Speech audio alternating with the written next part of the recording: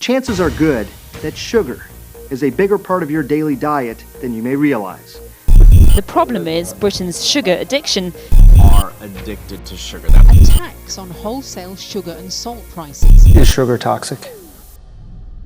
A sweet crystalline substance that's so unassuming. It's a substance that fills you with joy. It's a source of instant energy and focuses your attention. It's cheap and it tastes so good that it helps sales products fly off the shelves. We love it so much it is almost in everything that we consume. It's in our breakfasts, in our lunch, dinner and drinks. But in recent years, sugar has been singled out as potentially the enemy of the good. Everywhere you see, experts are telling us about sugar is harmful to our health. Hitting the headlines, it has somewhat built a reputation. Some are even calling sugar the new tobacco for distracting youngsters from nutritious foods. What was the last thing you ate? Think about it for a second. What did it smell like? What did it taste like? And more importantly, why did you even pick it? Food can be tasty, but without us even knowing it, it could be the reason why we're hungry 2 hours later and you're feeling sluggish. One of my earliest memories that I can remember is eating a bowl of Frosties every morning. Each bite-sized spoonful of crispy golden flakes was another dose of pleasure, and throughout the day, I would eat bowls of the stuff. Little did I know it was going to be a slippery slope. Looking back now, it doesn't take an expert to see that we're eating and drinking more and more sugary things. How did this happen? Why is sugar everywhere? And why has it become in most recent years one of the most controversial substances in our food?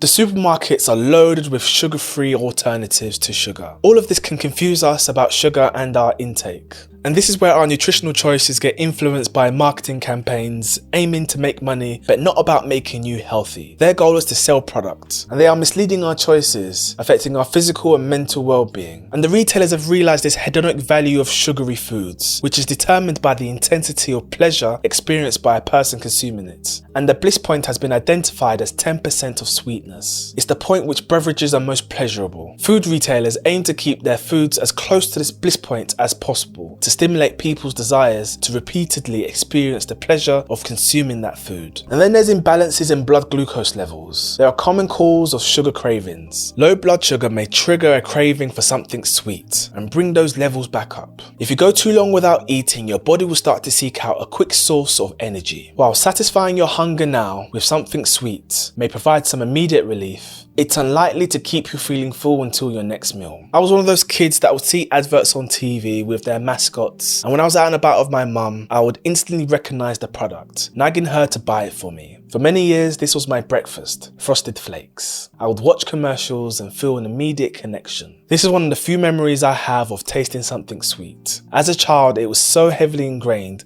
that I still remember how happy it used to make me feel. And even when I walk past them in a cereal aisle, it takes me back to my childhood. Tony the Tiger, forever imprinted in my memory. When I pick up a packet of Frosties, I still have those nostalgic memories. But for me, it's different. But some people never break out the habit. They continue to go down the sugary slope. They never realise the copious amounts of sugar they eat. I first realised I had an issue with my energy levels. I would feel a rush of energy, and at first it would be pure bliss while eating. I would feel awful after, and I wouldn't be able to concentrate. I would just get a headache and my attention was so easily swayed. This reoccurring event got me to rethink my Haribo binging sessions. The real problem is that it's hidden in most processed foods. Sugar is also tricksy and deceptive, as it comes under many names. And the fact that most of the time they come under these ambiguous names just further encourages confusion. The longer list of the ingredients I've noticed, the more likely sugar is going to be included on that list. Sometimes it's done to mask the taste, and other times it's used as a preservative. You might be surprised at how much sugar there is and where you wouldn't expect to see it. And while you might be thinking, I don't eat that much sugar, the chances are you eat a lot more than you realise. I looked at some of my favourite items, and I myself was shocked because the seemingly healthy culprits were loaded with sugar. Research has shown that high glycemic foods activate areas of the brain associated with the reward response, resulting in a more intense feeling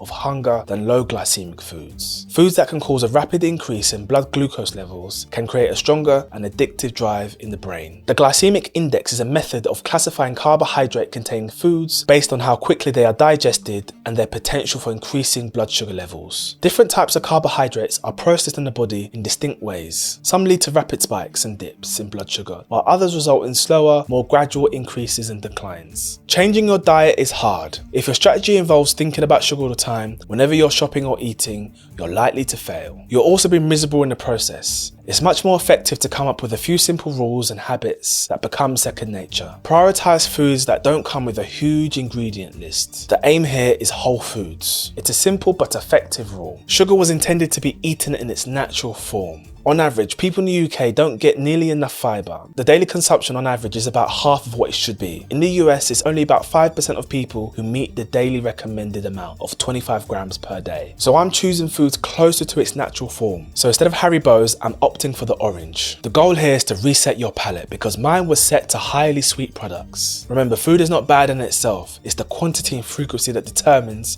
how food impacts your overall health.